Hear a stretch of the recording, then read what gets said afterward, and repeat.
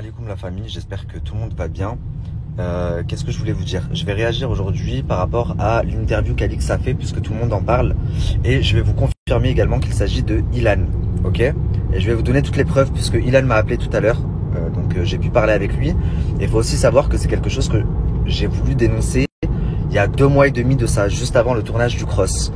Et que on a fait en sorte que je me taise, on a fait sauter mes réseaux sociaux.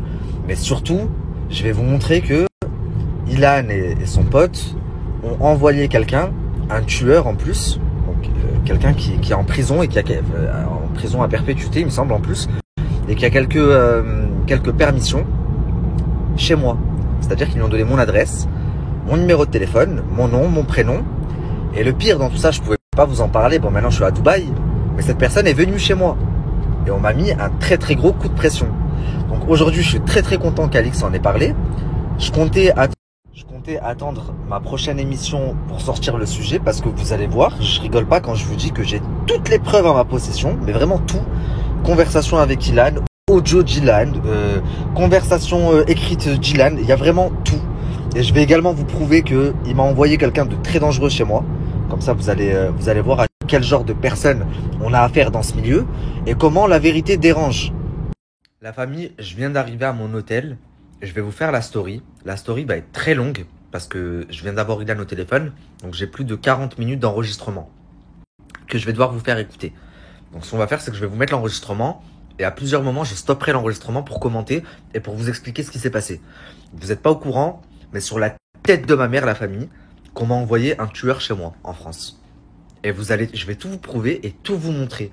Et vous allez comprendre pourquoi. Vous allez voir à quel point ça va loin. Pour quelques euros et pour continuer à être dans la lumière, ils sont prêts à faire quoi? Et pourquoi? Mais alors quand vous allez connaître la raison.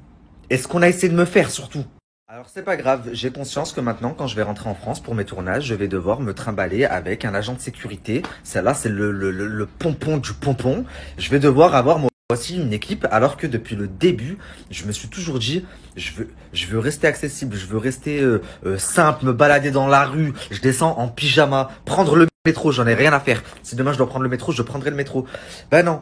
À cause de certaines personnes, maintenant, quand je vais rentrer en France, bon là, je prends la parole parce que ça y est, je m'installe à Dubaï. Mais je vais devoir rentrer en France souvent, au moins une fois par mois pour mes tournages. Vous vous rendez compte que je vais devoir me trimballer avec de la sécurité. On est où? Je suis qui, moi? Je suis Chris Brown pour me trimballer avec de la sécurité?